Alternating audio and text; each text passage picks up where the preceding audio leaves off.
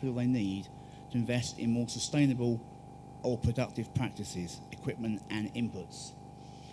Unfortunately, most financial institutions see small farmers as risky and are often unwilling to lend to them, or they offer high interest rates or very high collateral requirements. This is something that we must be tackling. We must be making investment more available, particularly to smaller scale farmers. As we consider how to get critical financing and capital to farmers in other markets, we've seen a combination of strategic partnerships between financial institutions, input suppliers and farmers, tailored training for both farmers and financial institutions, and innovative and appropriate financial mechanisms can help unlock sustainability and growth. I'd also like to highlight the UK Export Finance Scheme, or UKEF. This enables buyers to access finance at UK sovereign debt rates. If you have a project that you're looking to finance, as long as 20% of that product is sourced from Britain, then you can access UK Export Finance. Again, if you're interested, please come and talk to us later. Something that I hope that some of the businesses in this room will be looking to access.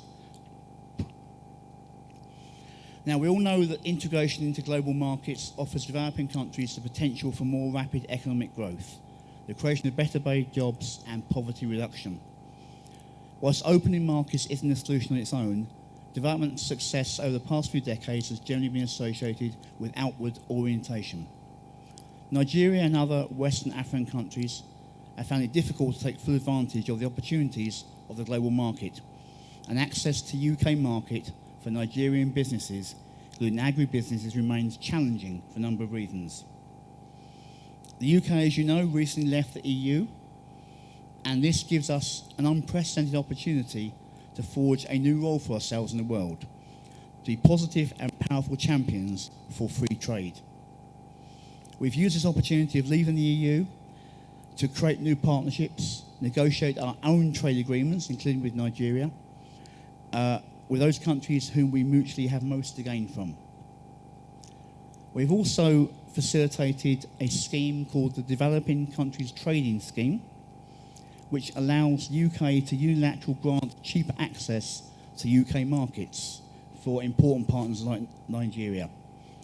You'll hear more about the Developing Countries Trading Scheme later on today.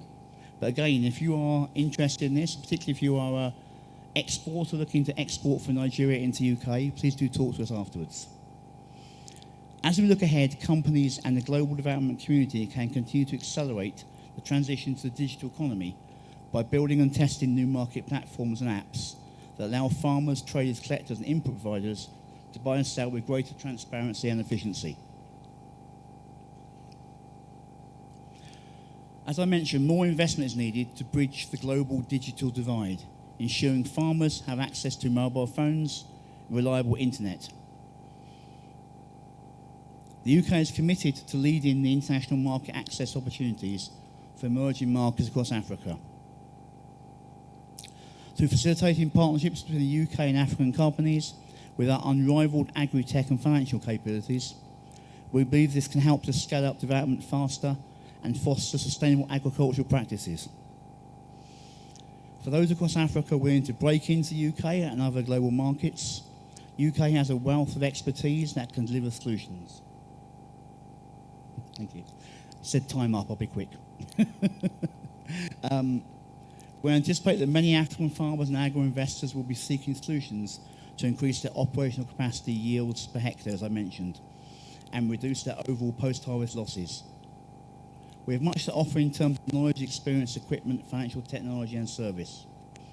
Some of the areas the UK has, we think, particular expertise in include irrigation, water use decision tools, agricultural machinery, post-harvest technology, livestock genetics, cold chain and cold chain production. In the hall on the way in here, there are a number of UK companies showcasing some of their products and expertise. I urge you to take a look at them and go and talk to them about what they can offer you. I'm going to conclude now, but just before I do, I'd like to quickly talk about the UK Department of International Trade, who I work for. We were set up in 2016 with the intention of increasing our trade investment in the world. We seek to negotiate trade deals and enhance trading arrangements that govern international commerce in a way that will not only benefit UK business, but deliver prosperity for our partners. We have a shared ambition with African governments to create jobs and build prosperity through sustainable economic growth. I mentioned already UK Export Finance. We also have British Investment International, which is the UK's development bank. And we have a service called the Deal Room, help you with capital matching. There's plenty of opportunities for financing that we may be able to help you with. We welcome the opportunity to drive the types of conversation and actions we anticipate from this summit. I believe that a coordinated approach between governments and the private sector will help us better navigate the enormous challenges we face whilst doing business in Africa. I'm thankful to my colleagues for organising the event, and thank you for Agri Nigeria for what I will believe will be another successful Feed Nigeria Summit. Thank you for your patience. Thank you, David. I mean, you shouldn't have told the world what I said to you. So, Your Excellency, the Honourable Minister, I want to just very quickly indicate to the audience, they might know, but I want to reiterate it, sir, that you came from the Ministry of Environment to the Agriculture Ministry. And if we were listening, which we did, we were listening to David, the UK government is putting out resources now directly aimed at Nigeria and around the climate, concerns. It also shows how you have brought, the best practices from the Environment Ministry and then merged it with the Agriculture Ministry, and now resources from partners are walking in. We know the conversations we've had with the UKDIT and indeed the Crown Government on account of the things they've seen happening from the Agric Ministry standpoint. I think we need to give it up for His Excellency. So we will crave your indulgence that the deal room also is heavy. The Tingo team is here and working with AFAN have put funds already in a transaction, which is a pipeline transaction in the deal room, to the tune of 20 billion naira, focusing on two commodities, wheat and maize. And rice, forgive me. They are funding AFAN directly to produce for them on account of engagements that have gone on in the deal room.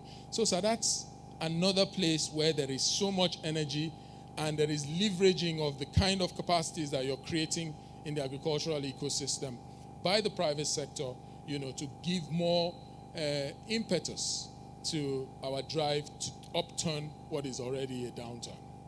So, sir, I want to crave your indulgence at this point to call up someone very important. Dr. Apollos Nwafo.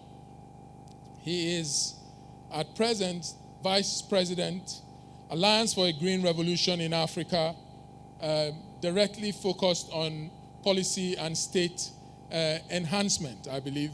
He will tell us more. Dr. Nwafo is the one who's delivering the second keynote address, but I have warned him that he has like 7 minutes. And he, knowing that I was a senior, in secondary school, had better keep to that time. Apollos, please. A round of applause for him, please. Thank you. Thank you very much.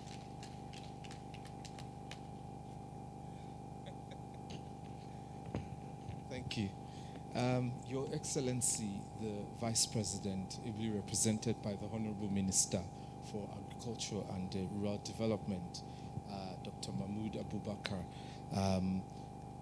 also other distinguished ladies and gentlemen who are with us here today, I would like to please stand on existing protocols and to say to all of you that, this is it. This is the summit that we should be talking about. I'll let you know why shortly and why it has to be Nigeria. I have worked in this country. I used to be a senior advisor to the Ministry of Finance, and we used to work on the medium-term expenditure framework, and all that. I remember the nights we used to spend at Transcorp, and you would think we were enjoying ourselves. But at 2 o'clock in the morning, you have not even slept on your bed, because ministers, development partners, and everyone is asking questions, and people are digging deep as to why Nigeria needs to spend money on the different sectors. One sector that I did work on was agriculture and water resources as a senior advisor. And it was very interesting to see a number of issues that were coming up as far as this country is concerned. And we did look at it in different perspective. But there was something that always caught my attention from time to time. And one of that was the fact that, when we began to discuss agriculture, we wouldn't finish unless we touched education, unless we touched tourism, unless we touched, other sectors, as well. And that was because food is not necessarily about agriculture. It's about everything. And it became part of what we began to look at as part of the return on investments for Nigeria, that if we did look after our agricultural sector properly, we would be increasing Nigeria's income. Now, I'm sure that is no longer, news to you. But the question is, how have we fared in the last, 12 to 13 years, since I did all that work with colleagues, from different ministries, as well as the World Bank, and the others. The story is out there for you to see. So just a few things, because Richard and I, of course, went to the same secondary school. It's a Unity school. We are one of those people who went to the Unity schools, not because,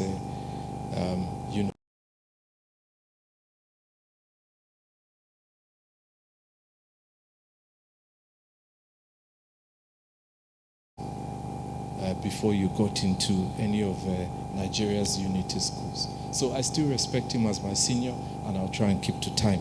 Don't worry. Here are a few things. I'll go straight to what we need to do. We know all the statistics, we know all the story. But we must do one thing, just one thing. We must take agriculture and food as a critical part of our development. And we must take a political economy approach. Why is a political economy approach important? Excellencies, ladies and gentlemen. Because when we're talking about feeding Nigeria, we are not talking about feeding ourselves alone. Nigeria, and I'm very proud to say this, Nigeria actually holds a number of countries together. I hope you know that. There are quite a number of countries along our borders within the West Africa region who depend on Nigeria for food, for agriculture, for electricity, and a number of other things. If you didn't know that, I'm sure you know by now. So what that means is, when we are planning for Nigeria, we're not just planning for the country. We're planning for countries that depend on us. And that's really important. And if we do get it right, we will have more countries depending on Nigeria. Because we have the capacity, we have the resources, not just to feed ourselves, but to feed the others around us. So here's the thing. If we do take a political economy approach, it gives us an opportunity to focus on 4 to 5 things. There are quite a number, but I'll just speak to 5. One is national security. Food security first must be treated as a national security issue. It should not just be treated as food. This is why we must begin to consider the fact that if in our constitution we have said that, that the security and welfare of Nigerians is the primary responsibility of government, under our, directive principles of state policy, then we must look at food security as a national security issue to drive stability in this country. I understand, Your Excellency, the Honorable Minister, that you're coming from a herders and farmers meeting where we're discussing how to avoid any future form of, difficulties or conflict between them. That is the step in the right direction. And I want to congratulate you, Honorable Minister, for that.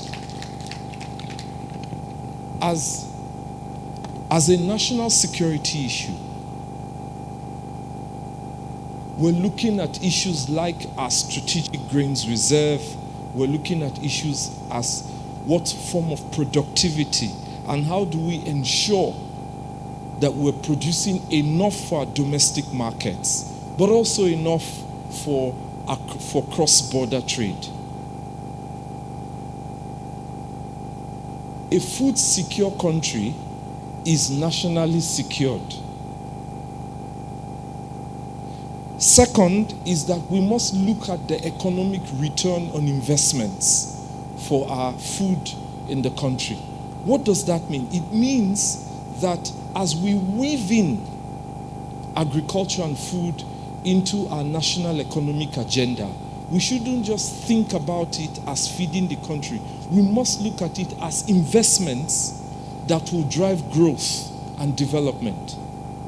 For every tuber of yam we produce, for every tuber of cassava that is produced, for every grain of rice that is produced, what is the return on investments?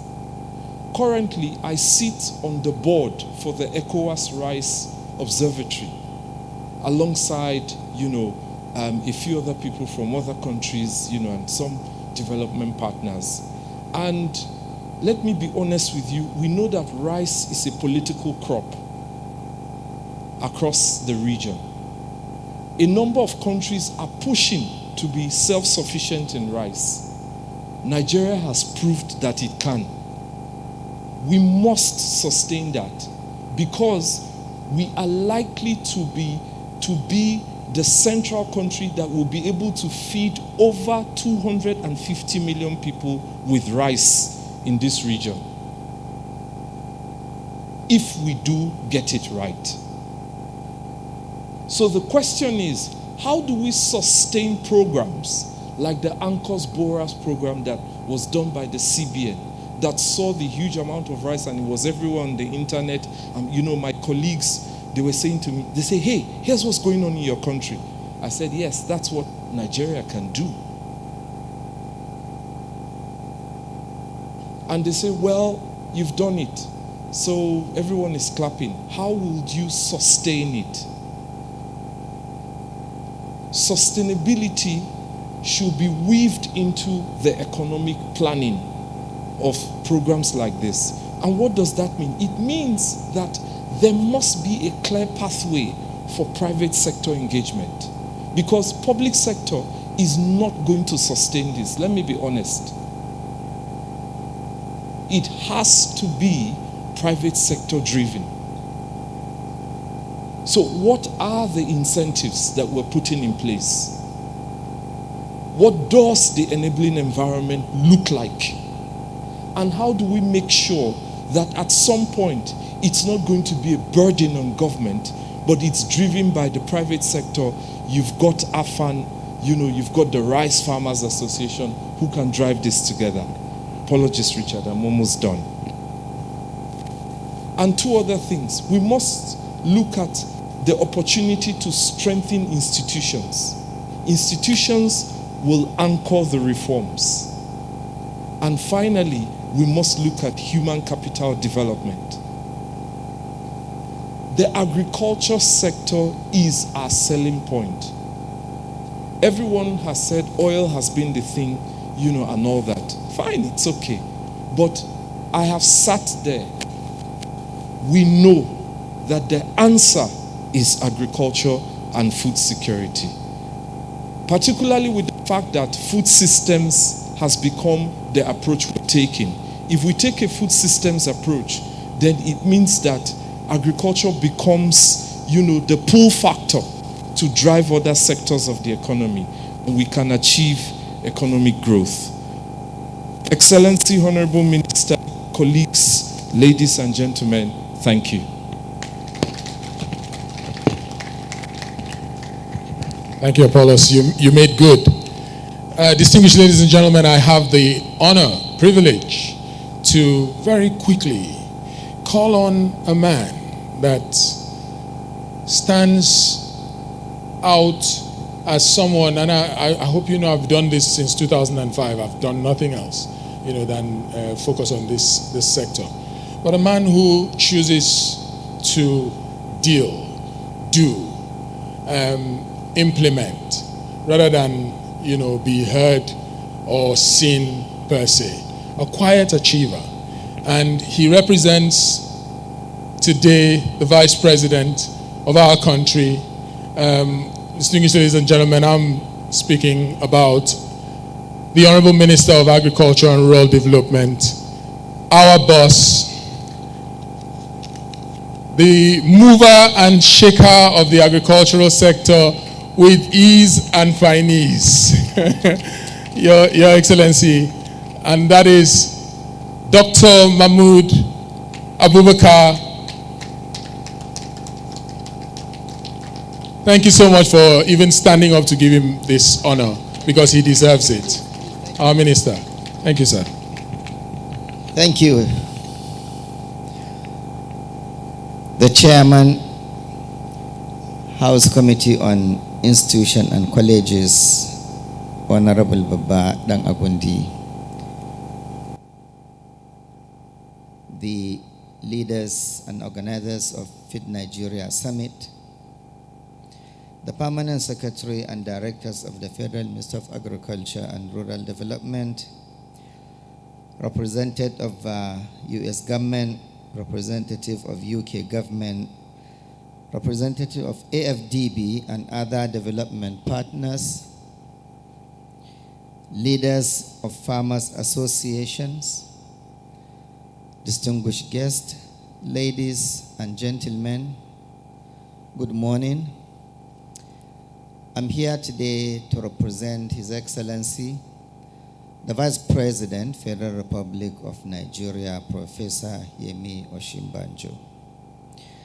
And I will read his remarks, his speech. Good morning.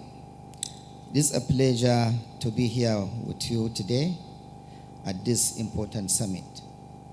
Indeed, the Feed Nigeria Summit 2022 could not be more timely, considering both recent global and local developments.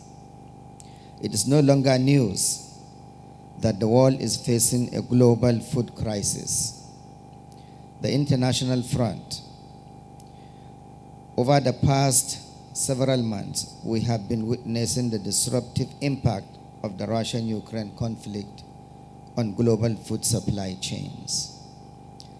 The World Food Programme described the current situation as a global hunger crisis of unprecedented proportions, as the number of people facing acute food insecurity globally is now about 345 million. This is frightening, considering the number was significantly less than this before the COVID-19 pandemic.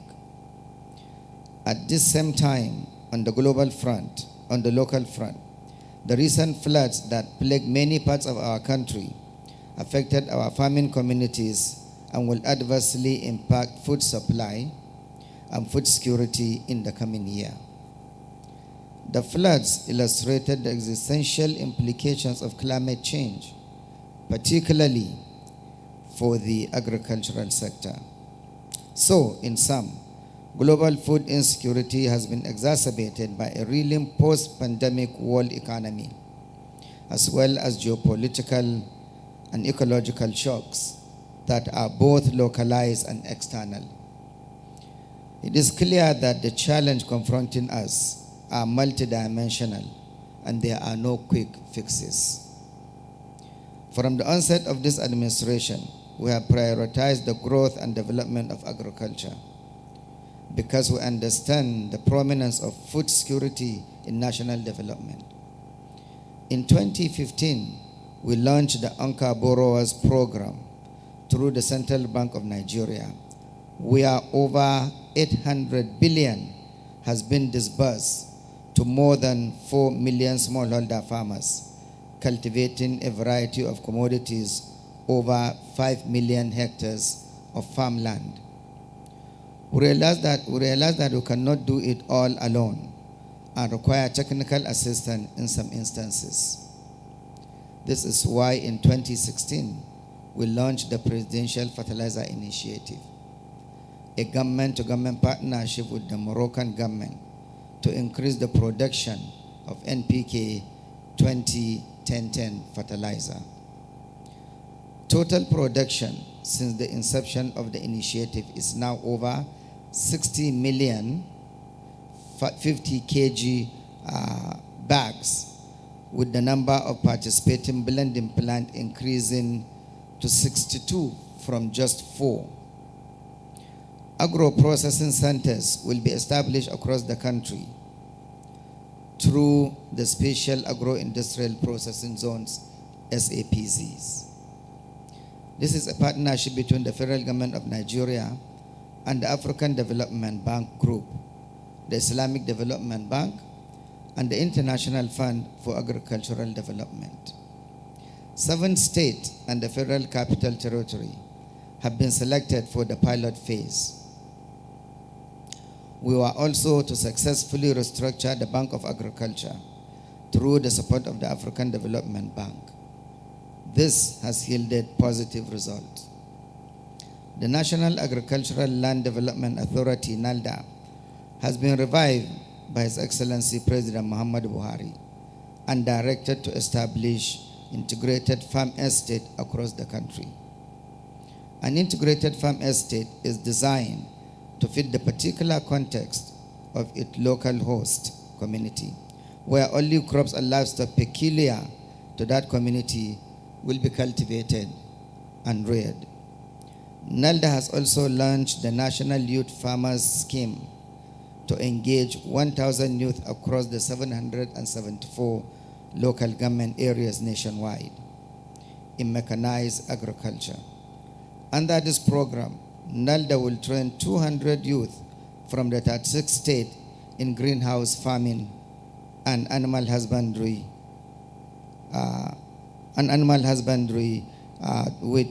in collaboration with Israel and Morocco.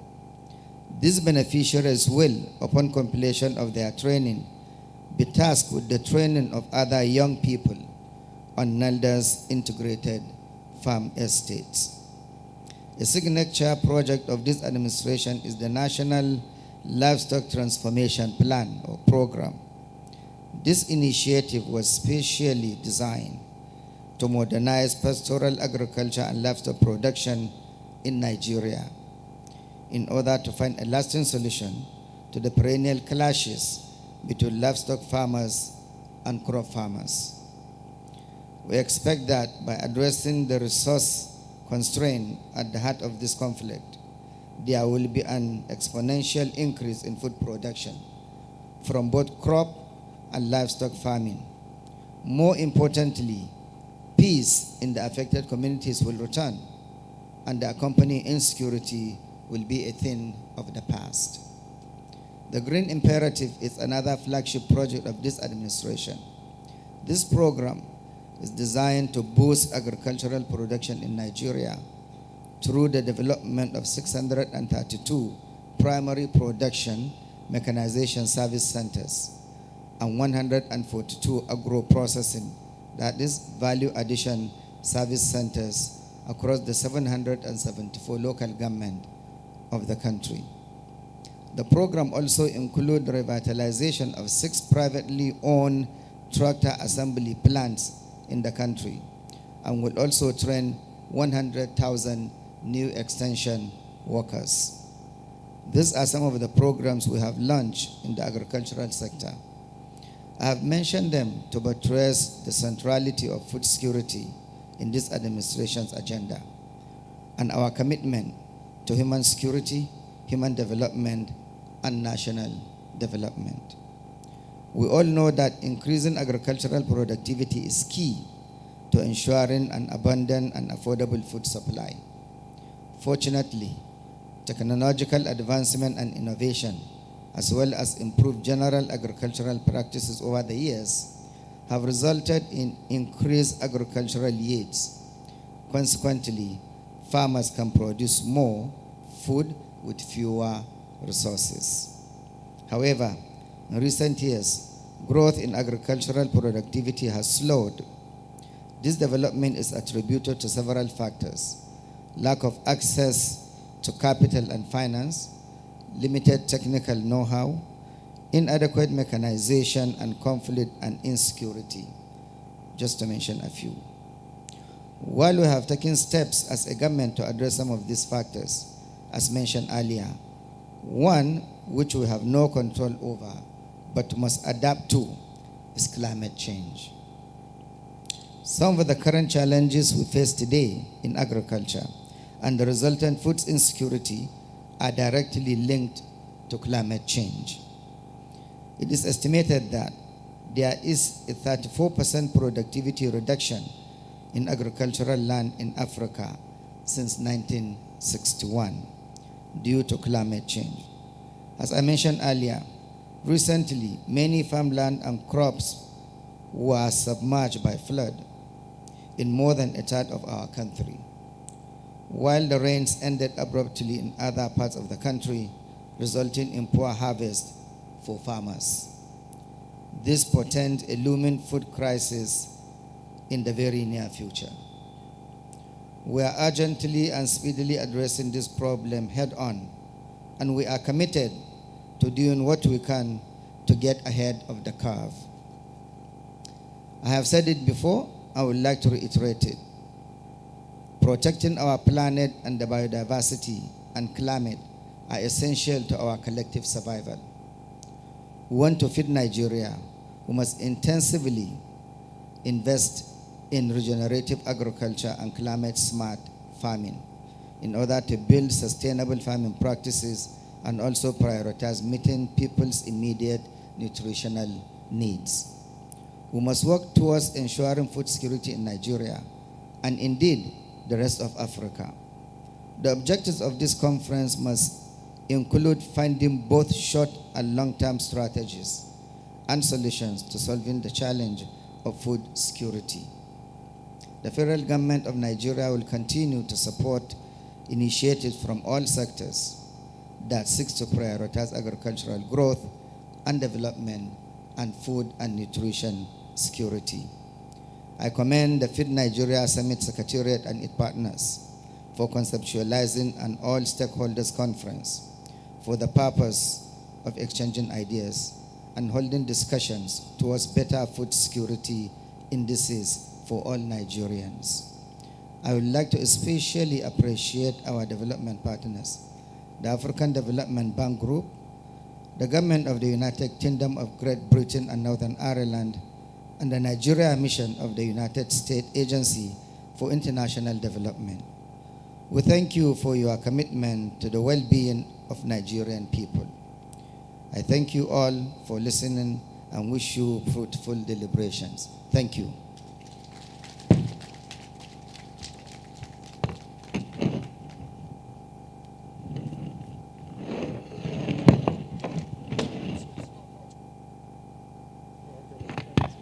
Thank you so much, our own Honorable Minister.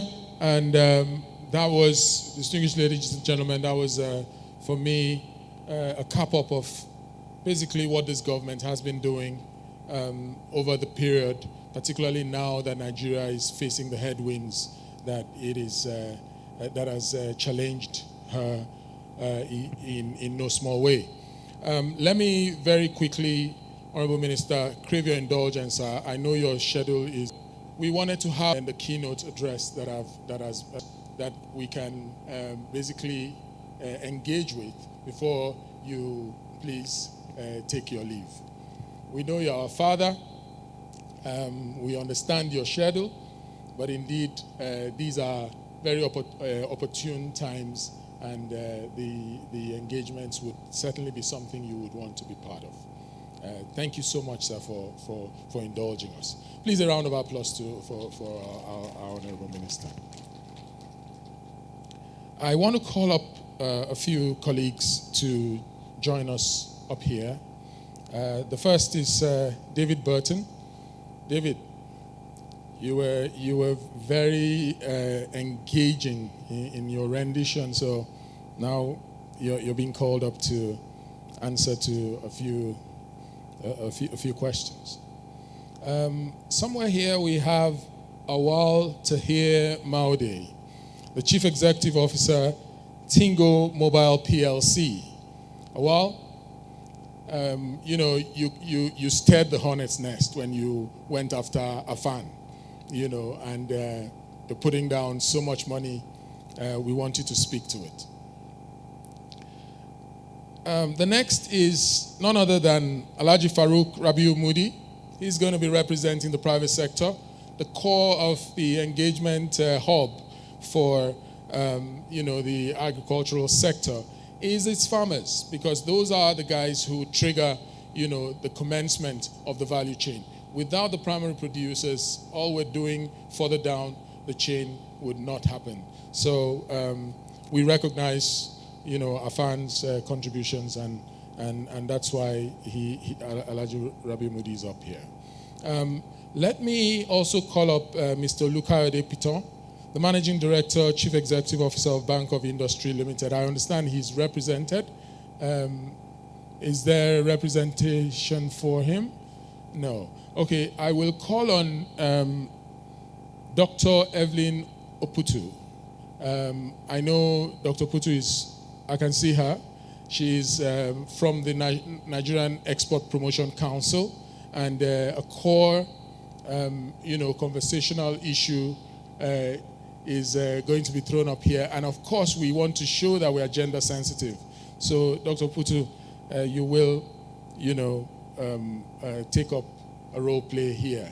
Unprepared, yes, but I know you're always prepared. And finally, let me also call on my honorable,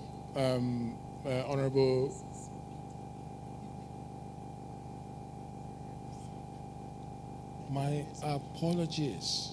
So I have, Your Excellency, my apologies. I have some hygiene issues that have been triggered up.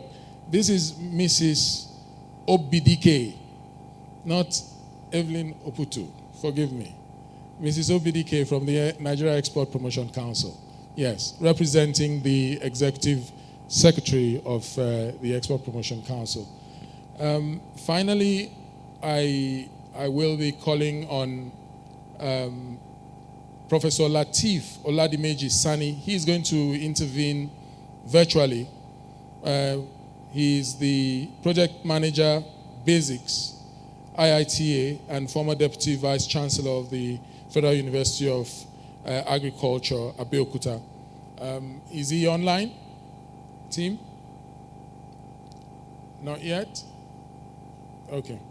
So we will continue with the conversation. And I'll take you up, David, very quickly. If you look at what the UK is doing for Africa and indeed Nigeria in particular, what would you say is the core actuation? What basically is triggering this profound attention that Africa and Nigeria in particular is getting at the present time around agricultural support? Yes.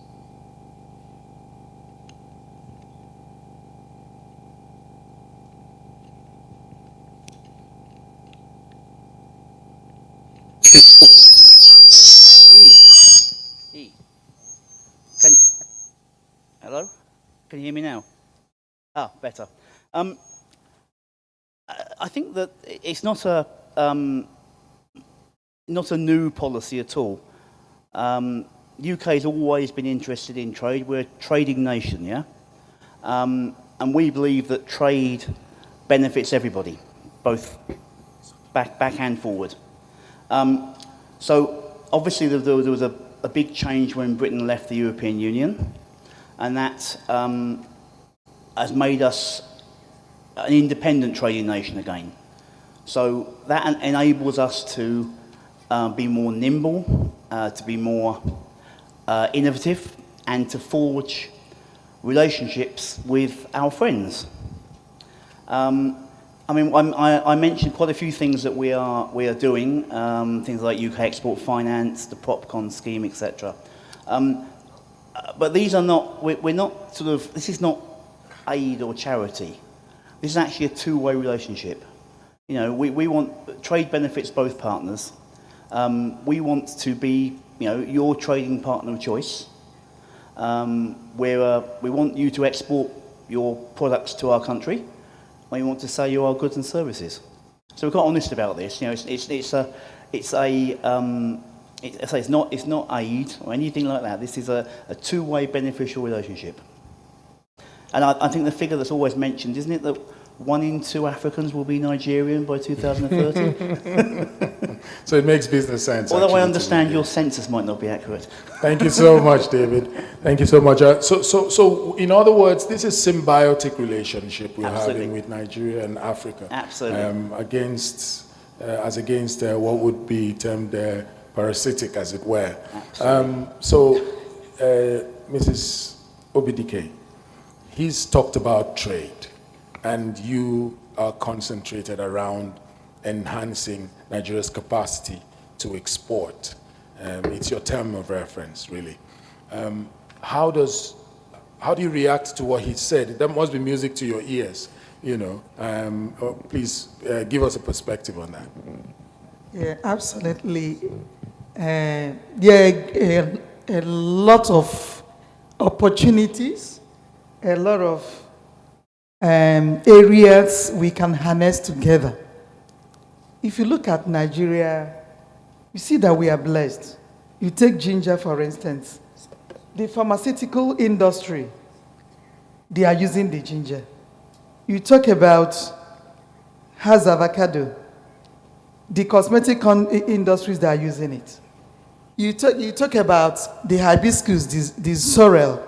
Since after the COVID, there's a lot of demand for that. You talk about sesame seed. It is there. And right now, the emphasis is even on value addition. We're not talking about the raw anymore. And that is why the present government is funding a lot around certification, around value addition, so that we can confidently present to the market in the right form, in the right packaging, right labeling, and everything. It's a huge opportunity. Just 2 weeks ago, the Nigerian government and the UK government signed the bilateral. You can see this, my badge. And we cannot wait for another country to take up that opportunity.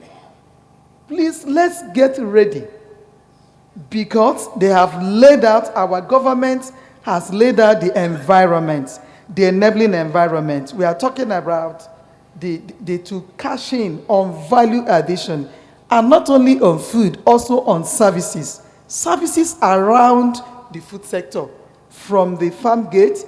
You're talking about other packaging, labeling centers coming up, the food sector, the animal husbandry coming up. So we are on council with the Ministry of Agri. We are ready to take on this huge opportunity. At the last ACA, we were challenged by the former president, Olusegun Obasanjo, that we should double the quantity of the cashew being processed in Nigeria. If we have 15 companies today, by next day we should double it. and we are already doing that. So thank you very much. Thank you very much, Madam. I think that really pretty much gives us perspective around the fact that Nigeria is ready to take up the opportunities that the United Kingdom government is opening up for us. And I want to move to you, Awal. What did you see in Afan?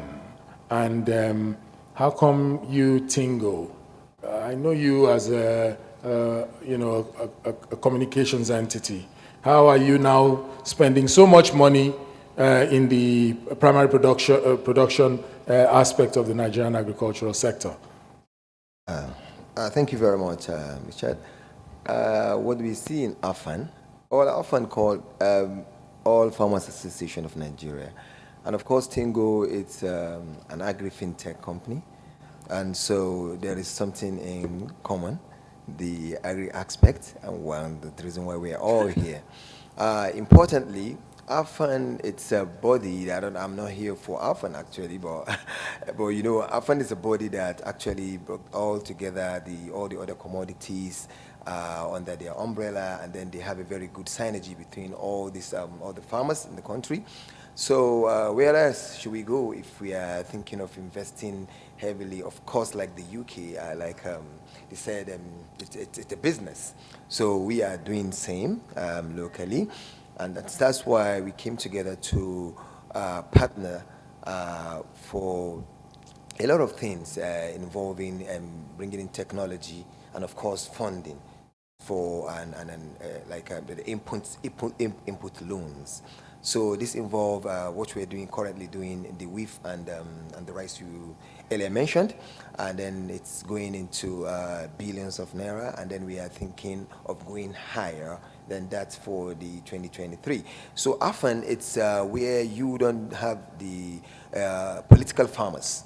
We are talking about real farmers here, because we know once our funds get to our fund and there is any issue in recovery, we know who to hold. And because we know it's not going to be anything political, and then even the farmers that are taking these loans, they know this is a private sector funding, and so nobody will play with your funds, because so many Nigerians, probably, I'm sorry to say, they believe funds that come from the federal government is their own personal property. Yeah, it's their property, but of course it has to be judiciously utilized. So the reason why we came into agriculture, of course, the federal government has done so much for agriculture in Nigeria. Of course, especially the agri minister, a lot of innovative ways to make sure farmers have been becoming the heroes of the story of agri in Nigeria. And of course, by extension, it goes to Africa. So we believe when we come in and then the private sector is given enough opportunity, you see agriculture will be something that will be enough. For us, even without oil, we can actually go agri fully, go green. A few weeks ago, I saw a picture of the Honorable Minister, basically giving credence to your effort to provide dedicated mobile telephone lines to the farmers. Absolutely. Through AFAN. President Moody, you've been to use that, yes. So how do you react to this overture on the part of Tingo? And where does this sit in your relationship, with the federal government through the Ministry of Agriculture and Rural Development, and the encouragement that you might necessarily be getting from the current minister?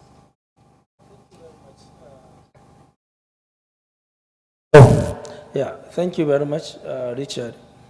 First of all, let me just say that we have to face the reality of the thing. We know that agriculture has faced a lot of problems way back. If I can just a minute, just say, let's look back to the problems of policies that happened with the federal government over the years. If we could remember, during the President Shehu Usman Shagari late, he came with a policy of green revolution, which after his government, the policy is no more. And then before another government takes another policy of agriculture, the farmers were stranded. We were back to square A. Then coming to the program of former President General Ibrahim Bademasi Babangida, when he came with as a related program, that is what happens too. After him, he left with his policies and programs. And so also Olusegun Obasanjo with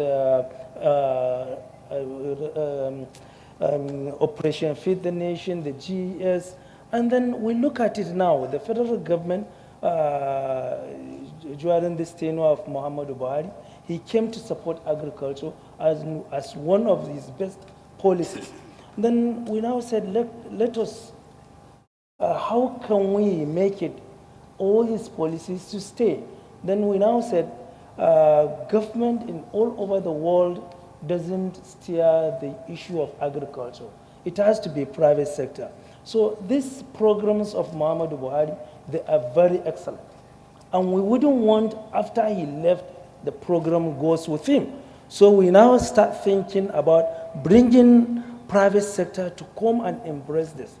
And then what they are fearing is about recovery of their funds because they came to put them into business. So we start galvanizing our members to fish out all the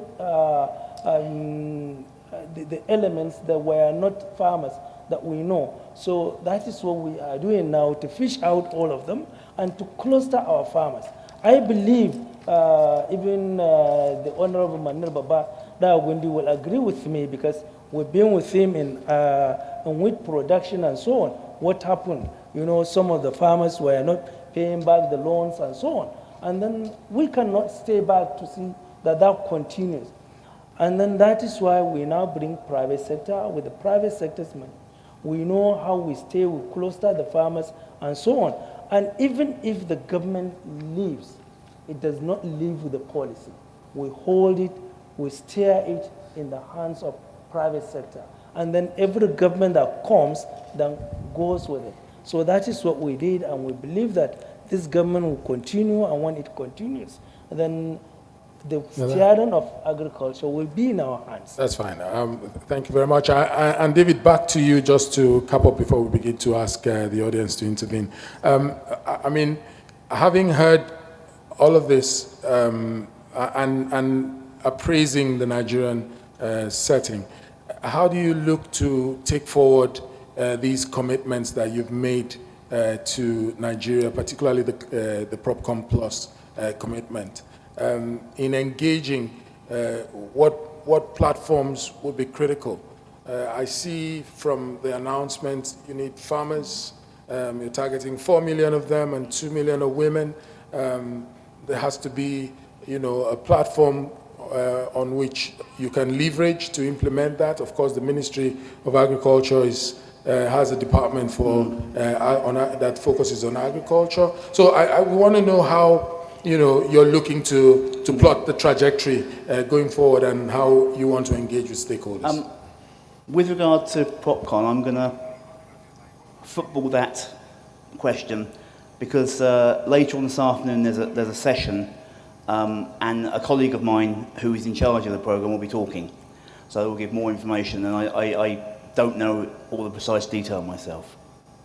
Okay. Sorry, I put you on the spot, but It's okay.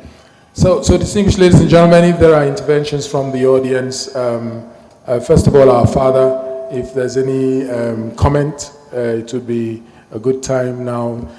You've heard, sir, that it is on the recognition of what you're doing and the ministry is doing to support the All Farmers Association of Nigeria, first and foremost to get rid of the briefcase farmers in their midst. And really focus on the core players in the space that has attracted a business, separate, standalone, in the same breath as the Special Agro-Industrial Processing Zones program that you have been pushing, to ensure that private sector players are empowered, to engage and to invest in the agricultural ecosystem. So here's a clear examples, and we want to hear you about your state of mind in that respect. Thank you. Thank you.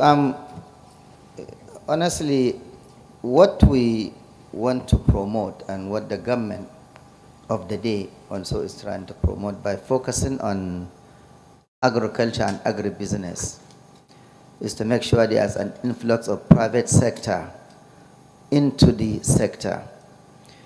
And what he said about policies should be policies that will remain after a particular administration, not one that will fold up and go. Because the government will always come and go, the private sector is always there. In the end, what we want, even these SAPs, in the end, what we want to see is private sector multiply the SAPs across the country. The government right now is just starting to give it a head start. But in the end, it should be the private sector. A lot of our programs today are private sector driven, or rather we start with private sector.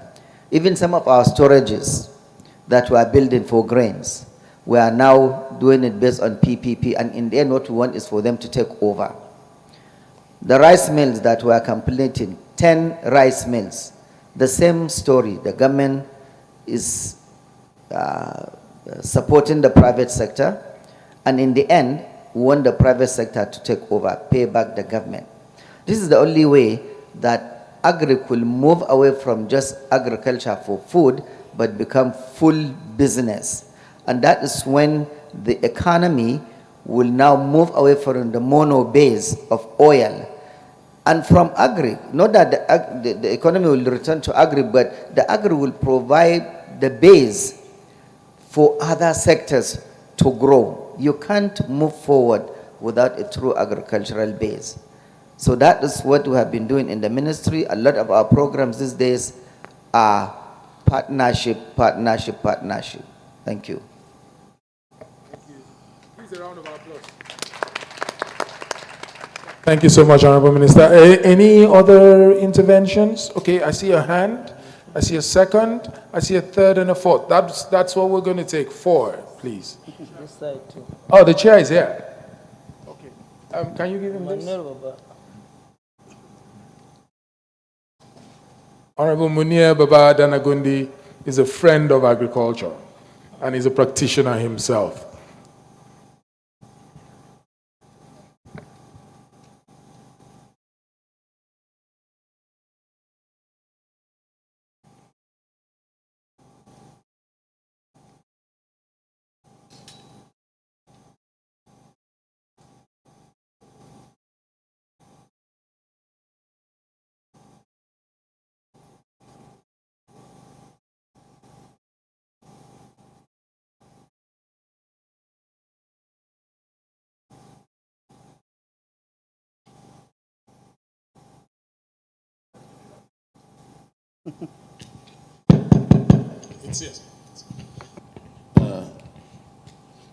Okay, thank you very much, Honorable Minister.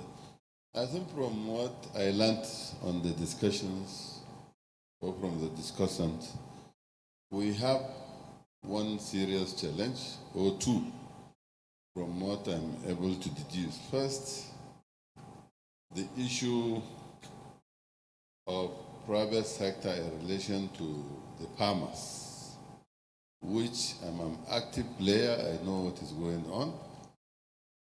First and foremost, I know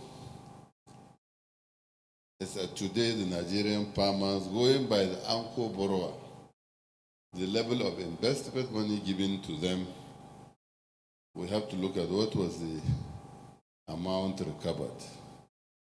I think if 1 trillion is injected, I don't think we have recovered up to 10 or 20% of that money. So this should be a point of concern. There is no way we can develop with this kind of attitude. People will just collect money and dash away with it. For me as a lawmaker, God willing, I'm trying to think outside the box. What should be sanctions against such people. Because, as I said, this must be stopped. If you go to our neighbors, Niger, Benin Republic, Cameroon, some of these French-speaking countries, they are more disciplined in terms of honoring their commitments to such arrangements. So I'm concerned because I am an entrepreneur in agri. I know what I'm facing with the farmers. So lack of sincerity on the part of the farmers is something that we must come with a law that will deal with that issue. Then the other issue of policy, which he has mentioned, is another way we are thinking that some of these policy somersaults have been aggravated to less activity in what we have in agriculture today. But we need to legislate good policies that will ensure sustainability in what we do. Thank you very much. Thank you very much, Honorable. Just a few, because we need to save time. His Excellency has to leave. Yes, Captain Opako, very quickly before the gentleman who's standing. Please tell us who you are. Thank you very much. Let me start with the existing protocol. My name is Captain John. I'm an airline pilot by profession. I thank the Honorable Minister, our energetic and active Honorable Minister for Agriculture, and also Dr. Wan for here. The problem, the solution to our problem is private sector. Regime comes, they go. The private sector have to take complete control. And I thank the Honorable Minister for clearing that particular issue. As long as the MDAs are driving what the private sector ought to drive, forget it, we're not going anywhere. It's going to be deja vu all over. You can't be doing the same thing for decades and expect a different result. It's not going to happen. So my question is, the Armed Farmers Association of Nigeria, they're here. Please, my question is this: take control and see what you can do to help us solve the farmers' problem. Thank you. Thank you very much. I have a lady, and I would want to ensure that we're gender sensitive. Thank you, Richard, for the opportunity. Excellency, I think IITA is an institution that you really cherish. And I'm happy to be part of those activities we do together. Richard, I see there's a lot said on youth, but Your Excellency, young people are not beneficiaries of programs. They are the private sector that we need to nurse because of their ingenuity, their age, their drive and passion into businesses. I am very happy to say that just for the last 6 months, at least 3,467 businesses have been created by young people who benefit from our program. Before you came, there were some videos just for 6 months. And these are people that we see struggling to prove their creditworthiness. We have put business models. We have provided them with technical backstopping. But simply because they are young, they are not receiving the enough support required. So I would like to say, as we develop the private sector, these young farmers need to go full swing into business with a business mindset and a business technical backstopping. But above all, they need a fund and a trust so we can test that model and do the sustainability through scaling. Thank you.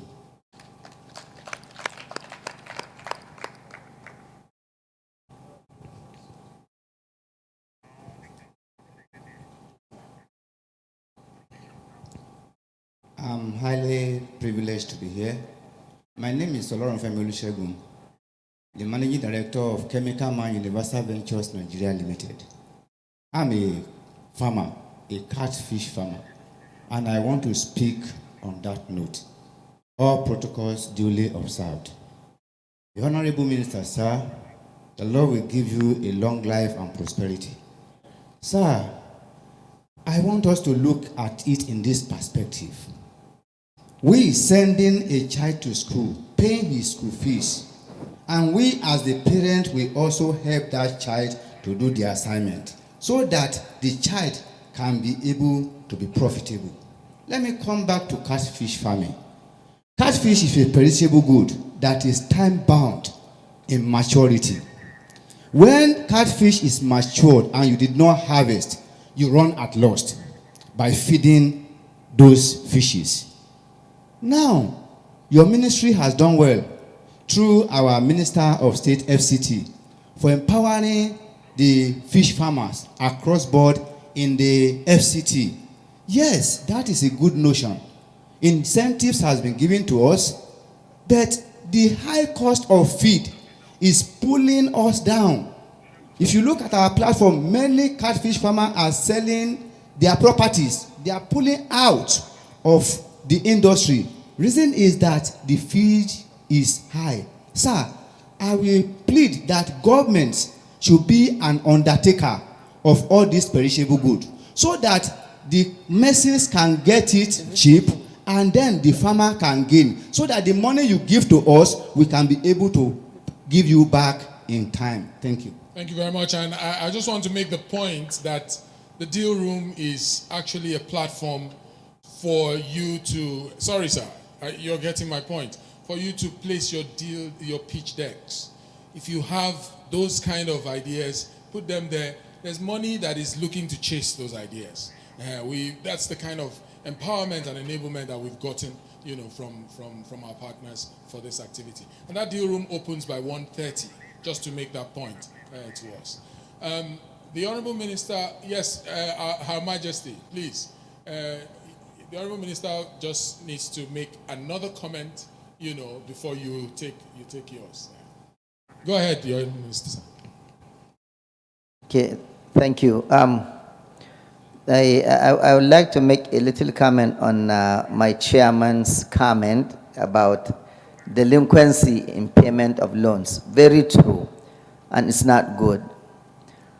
But also, the processes to give the loans out should also be examined and corrected, because there are times when the people that are being given the loan are not even farmers.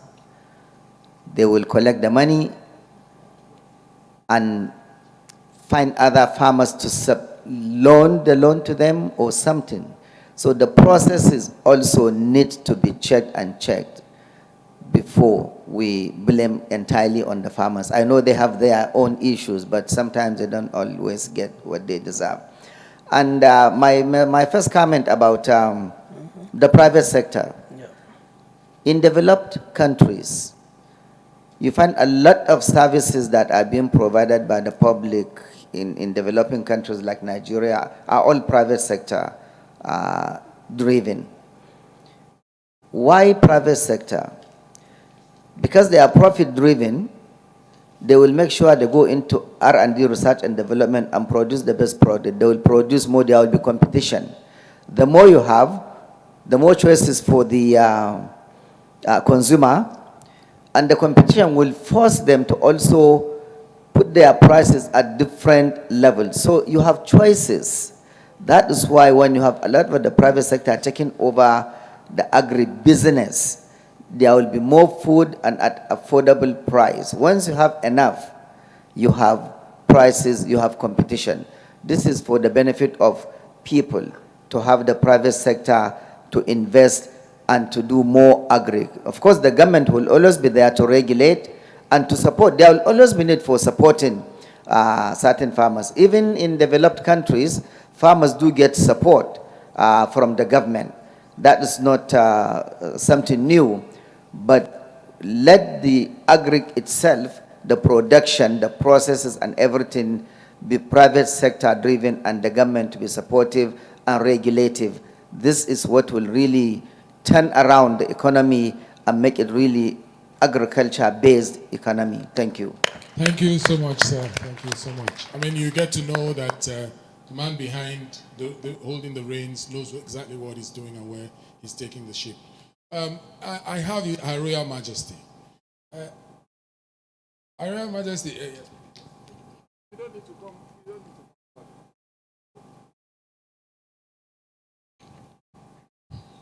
First and foremost, I honor our Honorable Minister, Federal Minister of Agriculture and Rural Development. I salute your courage. I'm Professor Queen Victoria Abike Adeshui, the GMD of Agro-Allied for Nigeria. And at the same time, I'm the National President for NACON, National Agro-Allied Commodities Cooperatives of Nigeria Limited. So, I thank you for supporting us, and I thank my president, the president of AFA. I happen to be the first vice president of AFA Women. So, now, I just want to tell you, sir, that we farmers, we are well organized. We are ready. We have streamlined ourselves into FACAM, that is Federation of Agricultural Commodities Association of Nigeria, and we are into commodities, different sorts of commodities. In arable livestock, tree crop, fadama, and citrus, all over the 6 geopolitical zones of Nigeria. We cover 36 states plus Abuja 37, and we don't shy away from our youths. We develop our youths. We are developing them. We are not tired. We are developing our women also.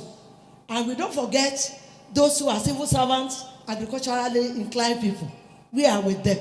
And I use this medium to thank you for granting us 50 billion naira for mechanized farming, which is now domiciled in the Bank of Industry in Lagos under Mr. Kweton Olukayode. We are organizing ourselves in order to get the loan of only 1 digit, 9%.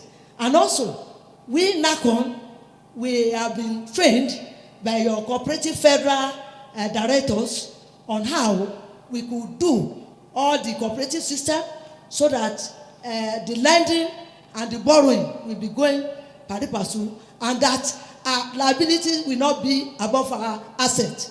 We thank you very much. We are very ready to make Nigeria great, sir. Thank you very much.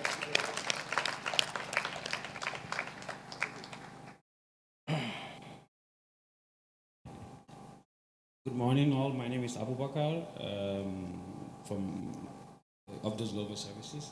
My question goes to President of Farm Association and then Tingo Mobile combined. The numbers that are coming out of how many metric tons of rice we produce does not reflect the market reality in terms of prices. So what are you doing to for the numbers? For the numbers of what we produce to reflect the market reality in order for the rice and all to be more affordable to the end users. Thank you very much. Thank you.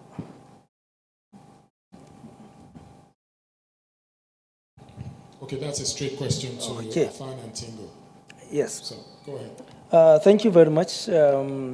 One thing that people does not realize or does not think about, or it does not come to their mind when they are thinking about high cost of food prices, is that the inputs, first of all, went very high. If I produced last year with the cost of fertilizer at 10,000 naira per bag, and then for the mechanization, harrowing, plowing, and so on, at the cost of 24,000 naira, and now today is 65,000 naira per hectare, which is almost double, and the fertilizer around 24,000. Everything there is a chemical that we buy last year at 800 naira, and now it's 4,600. More than, I don't know what you can give it. But still, people want us, after producing, to sell at the same price of last year. It's not possible. Everything goes together, up, and everything, if it is going to come, it has to come down together. The cost of diesel and so on. But, however, we have to think of one thing, that with the government, ourselves, and so on. We are trying to see things coming in a proper way. That number one, mechanization. If we are not mechanized fully, actually the cost of our products is going to be very high, and we cannot go into competition with the foreign commodities because, for instance, look at the minister will agree with me with the statistics of number of tractors in Nigeria, which is less than 7,000 serviceable tractors, and which with the arable crop that we are, arable land that we are having in Nigeria, we need about 1 million tractors. What do we have? If you are owing me 1 million naira and I give you 7,000 naira to say as a refund, it's like I am abusing you. So there is need for intervention from private sector because this is more than government. It has to be private sector. Everybody should have to come into agriculture. I've been advocating to even small scale or medium scale private sector that they should come into investing into agriculture. We are now ready. We are galvanizing, like I said, aggregating our members, true farmers, to see that their funds are being protected. Not the way it was disbursed in the Ankobros and so on. Yes, Ankobros is a special thing that we honored. It came with a special, intention. However, what little things that happen, we have to look into it. We have to correct it because we will not let it slip out of our hand because we don't know the next policy that will be even more beautiful than Ankobro. I don't know, actually. So that is why we are bringing the private sector. Like, for instance, one Tingo approached me. They first say, can we go to 100,000 hectares? I said, no, I will not do that. Let's start with 5,000 hectares across as a pilot. Then we keep on increasing. But you remember, when the Ankobro comes, then they go up to 1 million hectares, you understand? Then we are not up to that age. So that is how the thing is. The moment we are mechanized, the moment we put in more resources from private sector, I believe the food production will go lower because now in mechanization, to till a land of 1 acre, it's about, with manual labor, it's about 40,000 naira to 45,000 naira. With the same tractor, even with the cost of diesel, it cost about 12,000 naira. President, no wonder Tingo came looking for you. So that is how it is. Your fingertips. Tingo, what do you have to, I guess? I think the president of AFAN has done justice to the question because if you look at the value chain from seed to sale, there are a lot of factors that affect it. Where we still talk about government policies that will actually determine what you say, what you do to make sure that some of these things are affordable. Because like when you say transportation is there, all the inputs, the cost and all that, that's where we want the government to come in. Because we don't even expect, we can only say the government should guarantee, but the policies that you put across board through the value chain will actually affect eventually the price. The price of the commodity outside there. So I think that's what I have to say there. I think let me just correct you on this. The government, let me say what, there is problem with private sector. Take the government policy on fertilizer. We know fertilizer will have NPK, nitrogen, phosphorus, and potassium. The government has done something. The minister has just said it on potassium from Morocco. And we have invested so much from our sovereign wealth fund to increase our blending plants. I know NPK for nitrogen, phosphorus, the cost has doubled from what we have seen in Ukraine, from $200 to $1,000 for a ton of nitrogen. But what we have in this country, the Notori and the other companies that are federal government-owned companies given to private sector, instead of feeding the country, they are exporting it outside the country and making the cost of fertilizer to be very high. This is something that we are worried as parliamentarians, and the government need to do something. The policy has been injected by the government to suit the country, but on the part of the private sector, they are exporting our urea from our natural gas and other things to other countries because to get more dollars than to look at the national security issue. So this is a cause for worry to us. That's where monitoring comes in. Yes. The government have to monitor what happens So at the end of it. Of Agri and also the other national security advisor, because somebody has told us food security is national security, what I quite agree with. So government must do something to ensure that we have our own urea in the country than going outside. Thank you. Absolutely. Thank you very much, Honorable. And that's a critical point, feeling the pain points of what's going on in the space. There's a young farmer president, and he has warned me that the youth are the future leaders of the country. So I will want to just quickly give you the opportunity to make a comment, and then we wrap it up. Thank you very much for at least giving me the privilege to speak here. I'm Abubakar Musa Bamai. I'm the president of Nigerian Young Farmers. I believe young generations are the future of this country. We have more than 50 million hectares are still virgin in this country, not yet cultivated. We have over 40 million youths roaming the street without any job to do. And we have a lot of national problem on food security, which we believe young people's voice need to be heard. Honorable Minister, sir, this is not the first time I've been in your office some months back with the policies and agendas of the young Nigerian here agricultures. We discussed with you a lot. Thank you very much for the privilege. We are in a world where we are facing a lot of challenges of climate change, agricultural plastic pollution.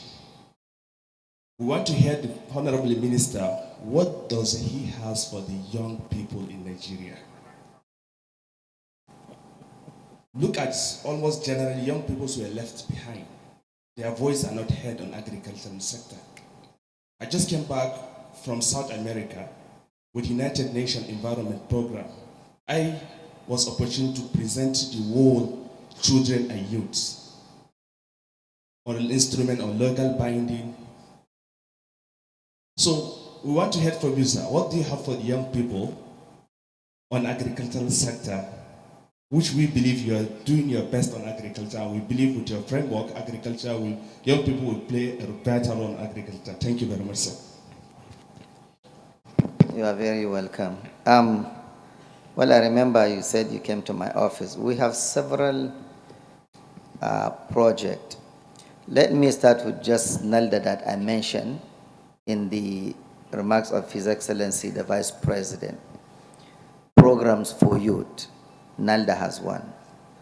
The SSA to the President on youth and student matters, that's a special program on youth in agriculture. He has been in my office. We have a new program that we call NAGS, National Agricultural Growth Scheme, that has a lot of youth component in it. And then there is one specifically called Youth in Food Security and Agribusiness, specifically for youth.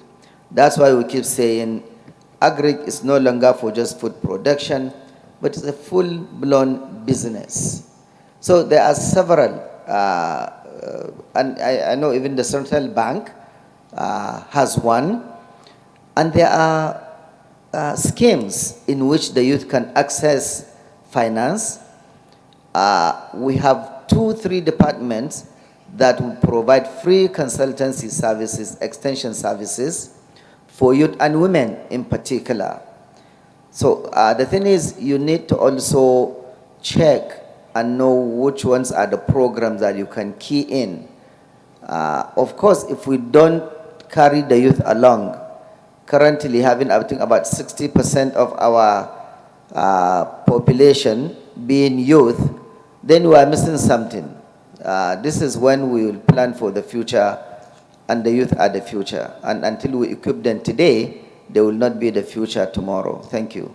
Thank you very much, Honourable Minister. And distinguished ladies and gentlemen, I will crave your indulgence that at this juncture, we will wrap things up because His Excellency has spent a whole lot of his time with us beyond his initial plan so to do, but just given the fact of the importance of this convocation.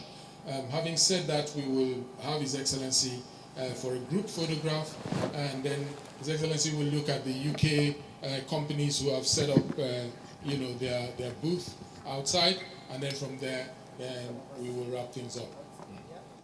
Is it down or up? Up. Okay, that's fine. Up, down. Yes. Chim, please join us.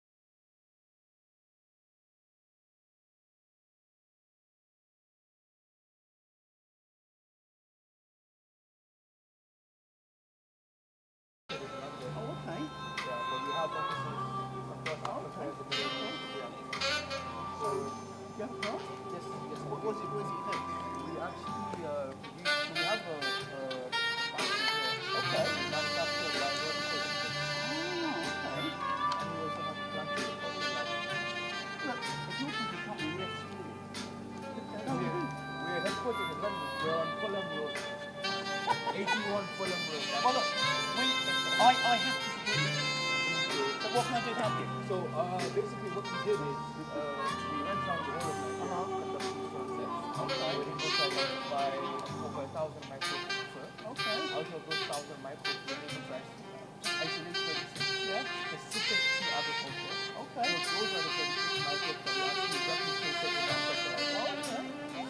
fertilizer is completely chemical free and they're purely biological in Nigeria. We have a factory in Katsina State, but we have a production center in Madawa. We also have a research lab here in Maitama actually this year. And all the labs are ISO standards. So we have a microbial lab, we have a plant agriculture lab, all here in Maitama. So we have value at NPK, we have different types. We have 26 products registered with the Nigerian government. The minister has also come to our office before to see our lab.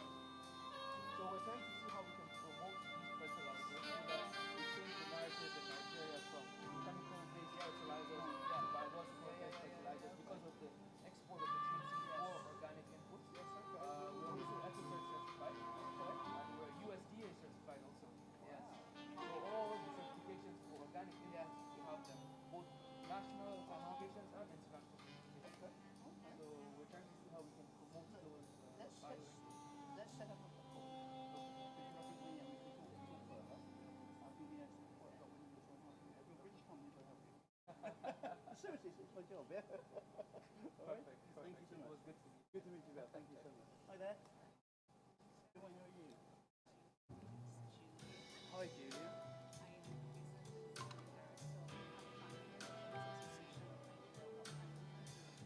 Oh, okay.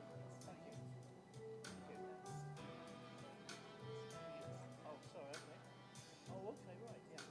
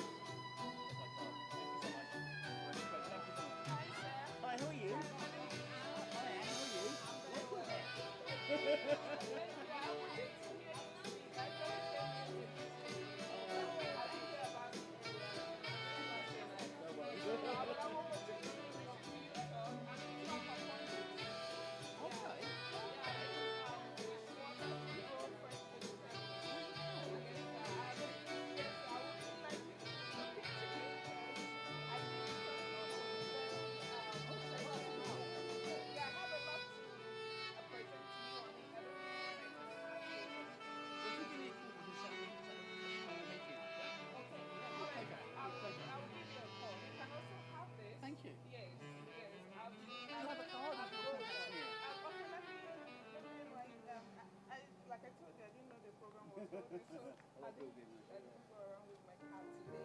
But that's all right. Thank you. All right. Okay, it's okay. It's okay. Blow it off.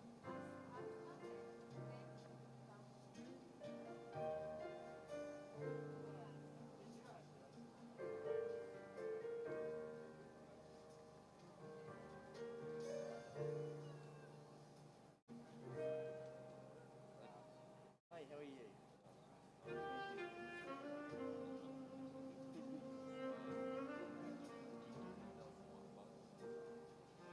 Yeah, I can. There's a panelist on here. One of my colleagues is speaking on it.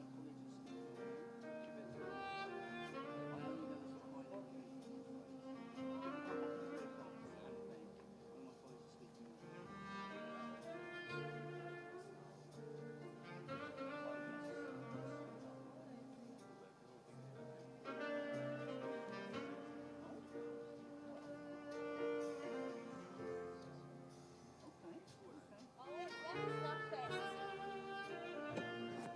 I asked now. This is your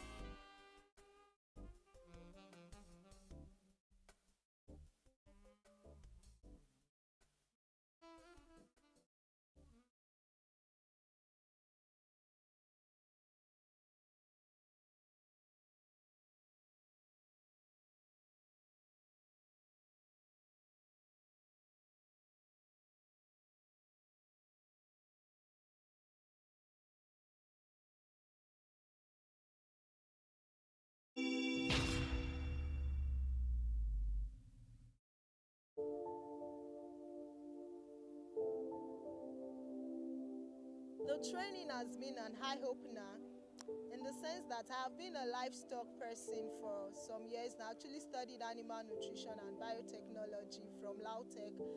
But then I've always seen agribusiness, especially the livestock sector, as basically with production. I have to have a big space, plenty animals and all of that. So I have never thought of doing it in the processing way, like adding value to the products. So in the second week of the training, there was someone who taught us value addition and processing. So I decided to, delve into the catfish processing business right from then. And then I told our training officer that I would be willing to invest my first 10,000 naira transport allowance as my first investment in the business. So she was glad and decided to put me through. And then I started posting pictures of our trainings, the practicals, the farm visits, some smoked fish pictures on my status, and I'll be like in Yoruba jokingly, Eraija Esebel, and everybody will start asking, how much is your fish? Where are you based? This just on WhatsApp. And so the orders I got from that point while I was posting exceeded the 10,000 naira capital I decided to invest, because I thought of not waiting for the bank's people to come and give us the 5 million naira loan, or not wait for grants, since I can even start with the little I have. So I had orders that exceeded what I had initially planned to invest, and then I had to top up a little with some funds, personal funds. And then when the money came in, I went ahead to produce 20 kilograms of live fish, and then I started selling. I didn't have any brand, so I quickly made stickers and got some packaging nylons, and then I started selling from then. And just within 2 weeks, I had finished selling that. And in the 5th week of the training, I made another 25 kilograms of fish, and I'm almost done selling that as well. 2 days ago, I was able to send some to Ghana because someone saw what I brought to the house and it was like he needed some. So I had to quickly package 2 kilograms for him, and he took it to Ghana. Gradually, I'm getting into the export market, and I'm so glad that this training has afforded me the opportunity to see agriculture in another dimension. Despite the fact that I've been involved for some years, I have never thought of it this way. Now I'm planning to set up my own processing plant, do it the right way, get NAFDAC registration, and advance from there. I would also incorporate some other livestock like smoked chicken, smoked snail, and a whole lot of them. I'm so grateful to IITA for this privilege, and to all my facilitators who have instilled this knowledge in me. I say thank you very much. Thank you, everyone.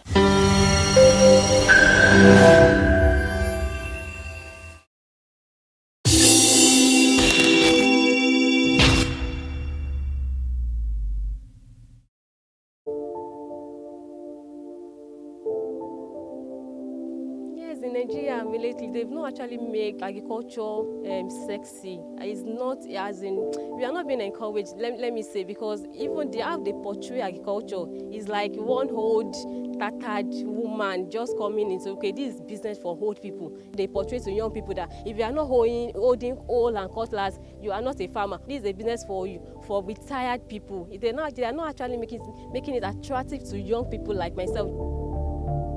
I'll say that if you have your money, venture into agriculture. Agriculture is not for startup like this. Many times there are many possibilities. There are areas that you can actually any program for farmers. You see them using one woman that the teeth has broken, one tattered woman just like being the ambassador of agriculture. They are fine ladies, they are fine guys out there. They are educated, that can actually be used as an ambassador for agriculture. I actually thank you for the life of the Commissioner for Agriculture, because she's actually sexy and we can actually see her as a role model compared to one old baba that has pot belly that they are using as commissioner.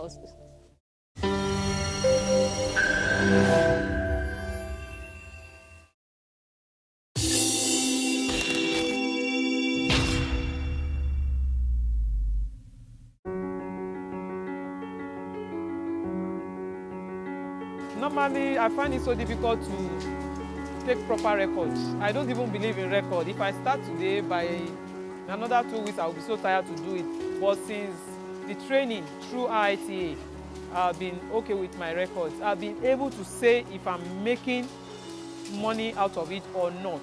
If there is any problem, I know how to go about it. But before this time, all I do is buy feed my birds. When they bring out the money, I use it. Whether I'm gaining or not, I don't know. But right now, I think I'm okay. When I brought in the birds, they were like trying to show some funny look, and we rushed at them with drugs. My plan for the next 2 years, I'm looking at 5,000 capacity pen house. With what I have right now, it's not as if it's enough, but I'm proud to see myself doing something like this ever since we finished the training. And I'm proud to be a farmer, honestly.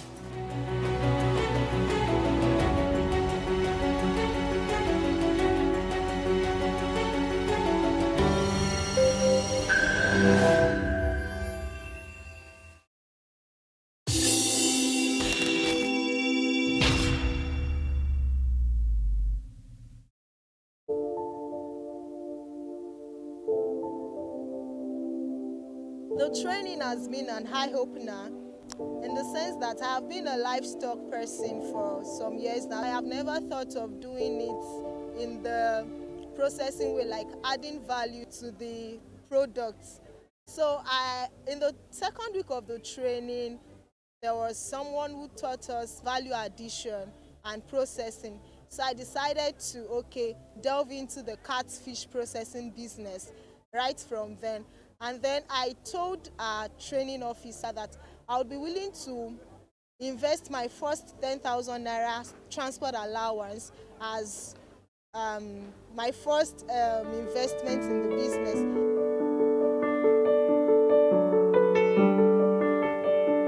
We have grown so much to an extent that we now produce more than, 100,000 naira in a week. And then in a month, our turnover is about 500,000 plus, mostly. And we have also added some other products to what we do. So it's not just catfish. Now do snails, do smoked rabbit, smoked guinea fowl, smoked chicken for people, and then kuli kuli as well. Apart from the products that we have added, I have also been able to acquire a smoking cane for the business from the profits that we have gained in the past 1 year. If I have not attended the training, I would have probably been doing a job that is not paying so well. But this training just opened my eyes to different value chains, and I decided to just carve a niche for myself in the processing line with just limited funds, and it has really been helpful. Ladies and gentlemen, please, one of our panelists left this pair of glasses here, so please, if you can't find your glasses, please see me. The second good news is that it's time for lunch. As soon as I get the location of where we'll all assemble for the lunch break, I will come back and announce so we can all head there. Thank you very much.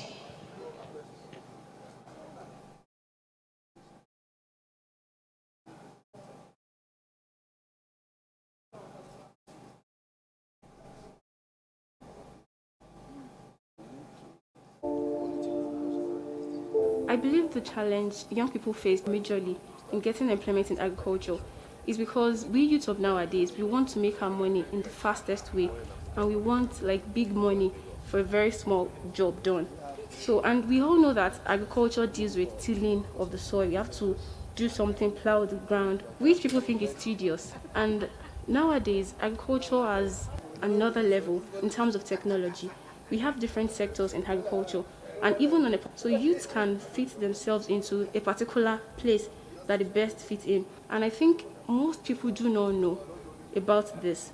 And the limitations for young women is that people have this general belief that agriculture is labor intensive and they feel that it's only male that can do those jobs that are labor intensive, which shouldn't be. There are lots of things we can do as a female in agriculture.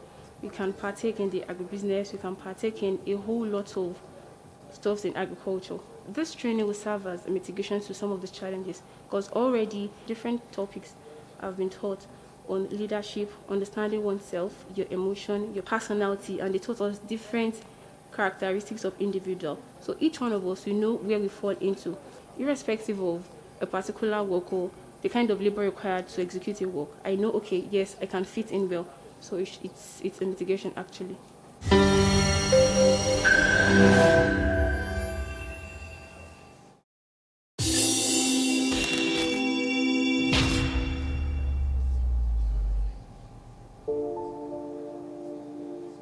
There is a basic stereotype that women are not supposed to do some kind of jobs, particularly jobs that are labor intensive, and agriculture is an example of jobs like that. And then when you even find a woman who is in the sector, who is doing great things, she's basically considered as a man.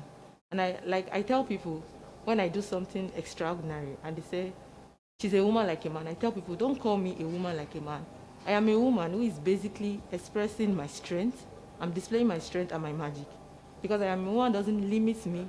I tend to do things that even guys might not have the courage to do it. So I think if young women can be sensitized on issues like this, then they will know that they're not supposed to sit back when it comes to agriculture.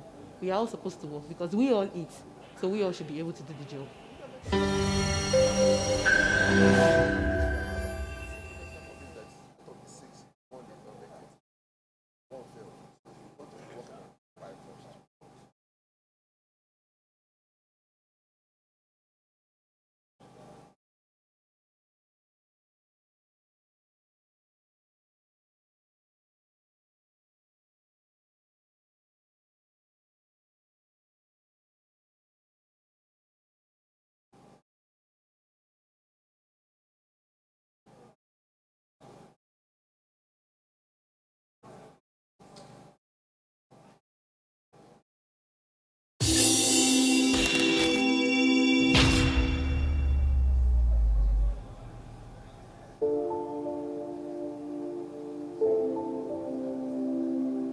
The training has been an eye-opener in the sense that I have been a livestock person for some years now. I actually studied animal nutrition and biotechnology from LAUTECH. But then I've always seen agribusiness, especially the livestock sector, as basically with production.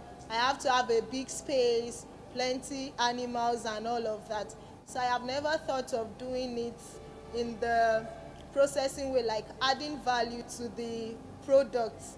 So in the second week of the training, there was someone who taught us value addition and processing. So I decided to, delve into the catfish processing business right from then. And then I told our training officer that I would be willing to invest my first 10,000 naira transport allowance as my first investment in the business. So she was glad and decided to put me through. And then I started posting pictures of our trainings, the practicals, the farm visits, some smoked fish pictures on my status, and I'll be like in Yoruba jokingly, Eraija Esebeo, and everybody will start asking, how much is your fish? Where are you based? This, just on WhatsApp. And so the orders I got from that point while I was posting exceeded the 10,000 naira capital I decided to invest, because I thought of not waiting for the bank's people to come and give us the 5 million naira loan, or not wait for grants, since I can even start with the little I have. So I had orders that exceeded what I had initially planned to invest, and then I had to top up a little with some funds, personal funds. And then when the money came in, I went ahead to produce 20 kilograms of live fish, and then I started selling. I didn't have any brand, so I quickly made stickers and got some packaging nylons, and then I started selling from then. And just within 2 weeks, I had finished selling that. And in the 5th week of the training, I made another 25 kilograms of fish, and I'm almost done selling that as well.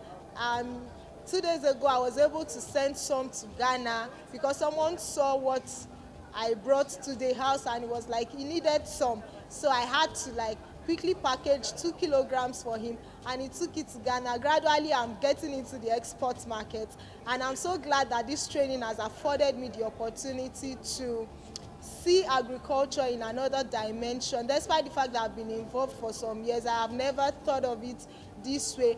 Now I'm planning to set up my own processing plant, do it the right way, get NAFDAC registration and advance from there. I would also incorporate some other livestock like smoked chicken, smoked snail, and a whole lot of them.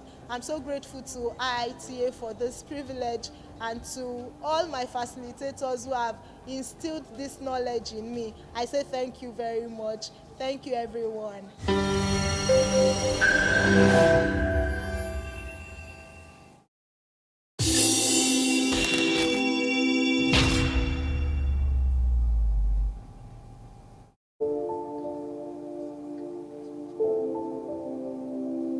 In Nigeria, lately, they've not actually made agriculture sexy. It's not as in, we are not being encouraged, let me say, because even the how they portray agriculture is like one old, tattered woman just coming into, okay, this is business for old people. They portray to young people that if you are not holding oil and cutlass, you are not a farmer. This is a business for you, for retired people. They are not actually making it attractive to young people like myself.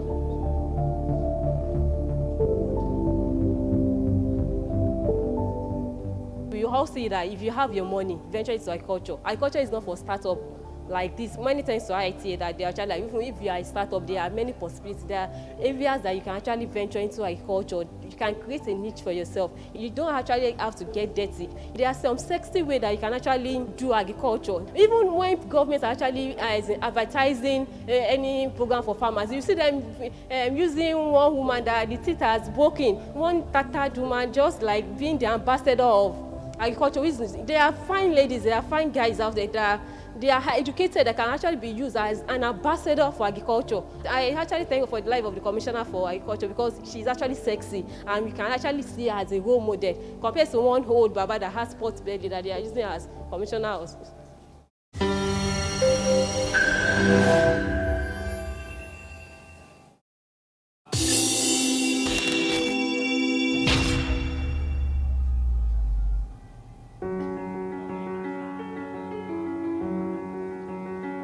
Normally, I find it so difficult to take proper records. I don't even believe in record. If I start today, by another 2 weeks, I'll be so tired to do it. But since the training through IITA, I've been okay with my records. I've been able to say if I'm making money out of it or not.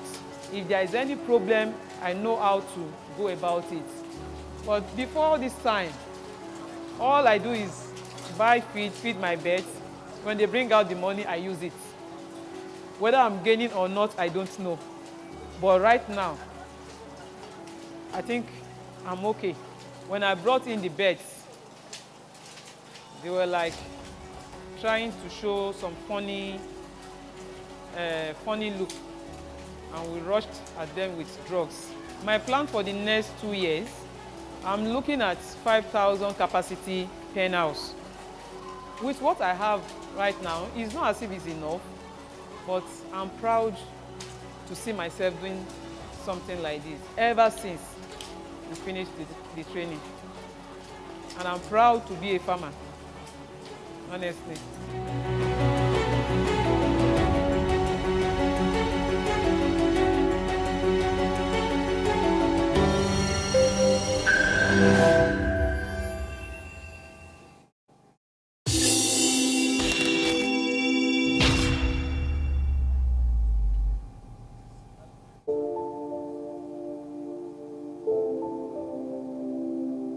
The training has been an eye-opener in the sense that I have been a livestock person for some years now. I have never thought of doing it in the processing way, like adding value to the products. So in the second week of the training, there was someone who taught us value addition and processing. So I decided to, okay, delve into the catfish processing business right from then. And then I told our training officer that I would be willing to invest my first 10,000 naira transport allowance as my first investment in the business.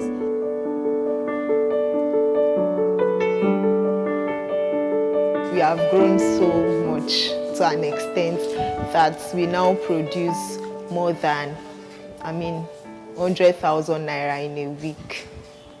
And then in a month, our turnover is about 500,000 plus mostly. And we have also added some other products to what we do. So it's not just catfish. Now do snails, do smoked rabbit, smoked guinea fowl, smoked chicken for people, and then kuli kuli as well. Apart from the products that we have added, I have also been able to acquire a smoking cane for the business from the profits that we have gained in the past 1 year. If I have not attended the training, I would have probably been doing a job that is not paying so well. But this training just opened my eyes to different value chains, and I decided to just carve a niche for myself in the processing line with just limited funds, and it has really been helpful.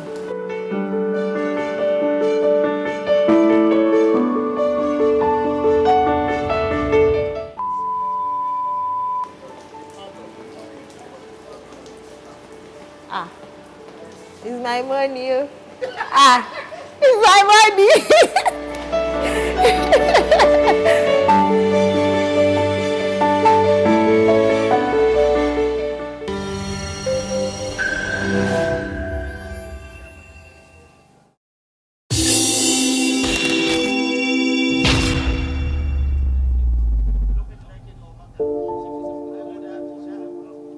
I believe the challenge young people face majorly in getting employment in agriculture is because we youth of nowadays, we want to make our money in the fastest way, and we want like big money for a very small job done. So, and we all know that agriculture deals with tilling of the soil. You have to do something, plow the ground, which people think is tedious. And nowadays, agriculture has another level in terms of technology. We have different sectors in agriculture, and even on so youths can fit themselves into a particular place that they best fit in. And I think most people do not know about this. And the limitations for young women is that people have this general belief that agriculture is labor intensive, and they feel that it's only male that can do those jobs that are labor intensive, which shouldn't be. There are lots of things we can do as a female in agriculture. We can partake in the agribusiness, we can partake in a whole lot of stuff in agriculture. This training will serve as a mitigation to some of these challenges, because already different topics have been taught on leadership, understanding oneself, your emotion, your personality, and they taught us different characteristics of individual. So each one of us, we know where we fall into, irrespective of a particular work or the kind of labor required to execute a work. I know, okay, yes, I can fit in well. So it's a mitigation actually.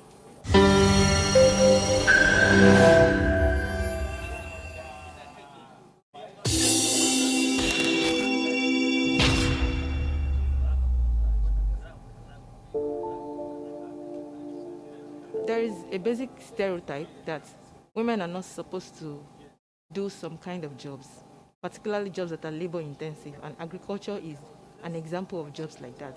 And then when you even find a woman who is in the sector, who is doing great things, she's basically considered as a man.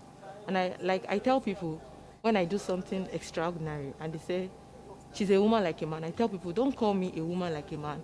I am a woman who is basically expressing my strength. I'm displaying my strength and my magic. Because I am a woman doesn't limit me. I tend to do things that even guys might not have the courage to do it. So I think if young women can be sensitized on issues like this, then they will know that they're not supposed to sit back when it comes to agriculture. We are all supposed to work because we all eat. So we all should be able to do the job.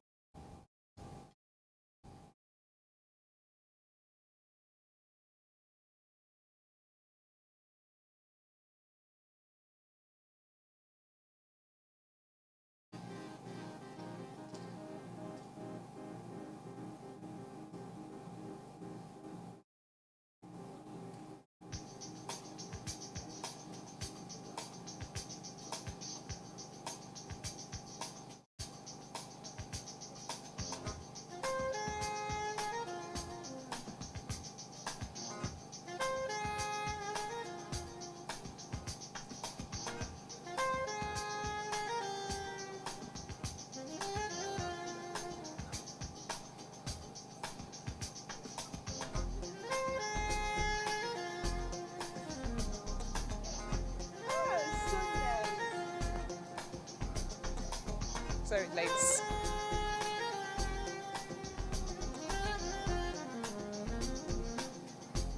Should I remove my glasses?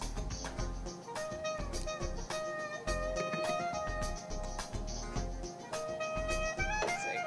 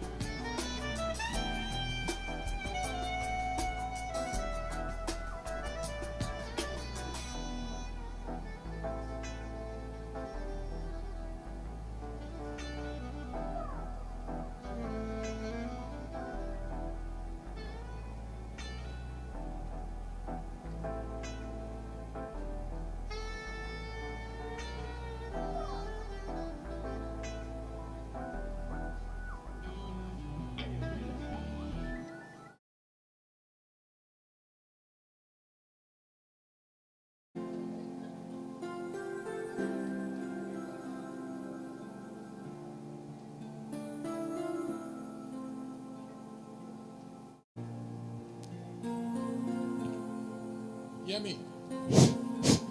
Okay. Thank you. So, distinguished ladies and gentlemen, good afternoon. Lunch was served. Lunch was served late.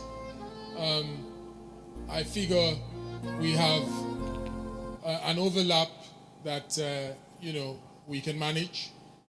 The deal room is up and running currently. We wanted to just get some energy in there because of the transactions in the pipeline. We needed, conversations to commence. But we owe ourselves and our community online, some form of feedback regarding the program. From about this time, we're supposed to be having a session. Jonathan, could you join me, please? We're supposed to have a session. I don't know, between continuing here or going to the deal room to have that session. It's a decision that we want to take to get our partners' inputs to determine, because it is a UK session and it is really, really important, without a doubt. There are packages that the United Kingdom government has for the Nigerian agribusiness community that would be unveiled ordinarily or were supposed to be unveiled during that session. So let me take responsibility as the Director General of the Secretariat and apologize to us for late lunch. We know we're supposed to have a fireside as well. Chinwe is here. Other colleagues are upstairs. Can you please, maybe join us in the deal room so that we can continue, the session there. Tight as it might be, we will just turn the place around. The IT folks are in there. We have live streaming going on. We just make the most of it and then wrap up for the day. Is that sounding like a plan?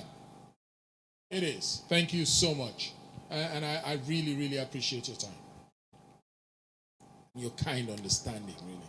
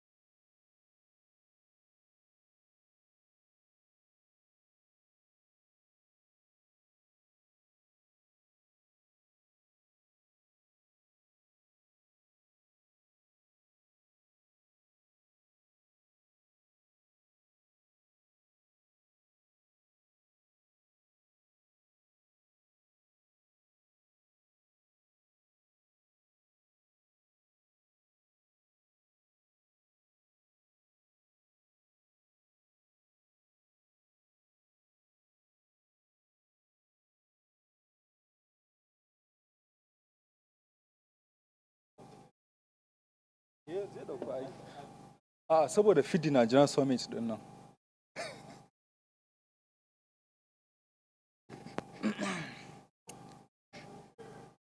How much? Mun fito?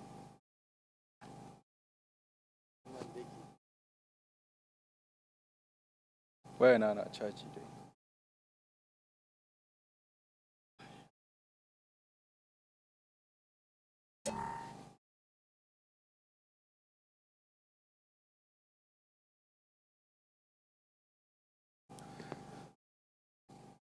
Personally, don't want to. Da na ka ake nuka? A da wayan shi. Zai tura mu. Eh. Ba su Eh mana kamar yana magana. Ɗan ƙara mana. Na ga wancan na is distracted ai.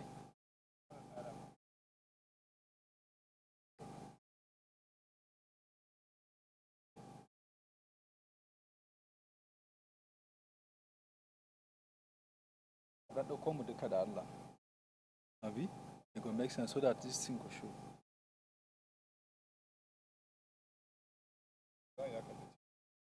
Abi kan lota nan.